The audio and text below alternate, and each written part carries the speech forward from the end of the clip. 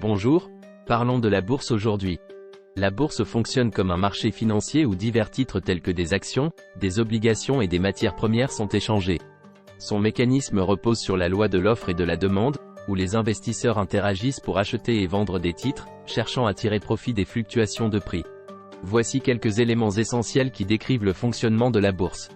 Émetteurs et investisseurs, les entreprises qui cherchent à lever des fonds émettent des titres, comme des actions ou des obligations, sur le marché boursier. Les investisseurs acquièrent ces titres pour devenir actionnaires ou créanciers de ces entreprises.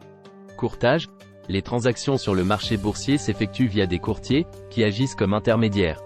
Les investisseurs utilisent les services de ces courtiers, qu'ils soient en ligne ou traditionnels, pour acheter ou vendre des titres. Cotation des titres, les titres sont inscrits en bourse avec des prix d'achat, demande, et de vente, offre. Le prix d'un titre est déterminé par les forces de l'offre et de la demande sur le marché.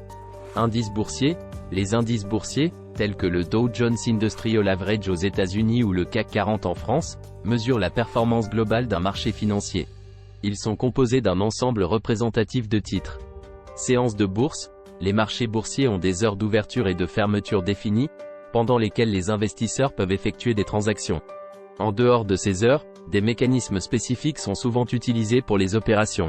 Analyse fondamentale et technique, les investisseurs utilisent diverses méthodes d'analyse. L'analyse fondamentale se concentre sur les aspects financiers et économiques des entreprises, tandis que l'analyse technique examine les modèles de prix passés pour anticiper les mouvements futurs. Dividendes et coupons, les actionnaires peuvent recevoir des dividendes, des paiements périodiques de bénéfices distribués par les entreprises. Les détenteurs d'obligations reçoivent des coupons, des paiements d'intérêts réguliers.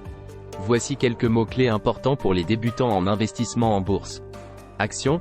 Une action représente une part de propriété dans une entreprise. Lorsque vous détenez des actions, vous devenez actionnaire et avez droit à une partie des bénéfices de l'entreprise, ainsi qu'à un droit de vote dans certaines décisions. Obligation. Une obligation est un titre de créance émis par une entreprise ou une entité gouvernementale. Elle représente une dette que l'émetteur s'engage à rembourser avec des intérêts à une date future convenue. Portefeuille. Le portefeuille désigne l'ensemble des titres, actions, obligations, etc., détenus par un investisseur.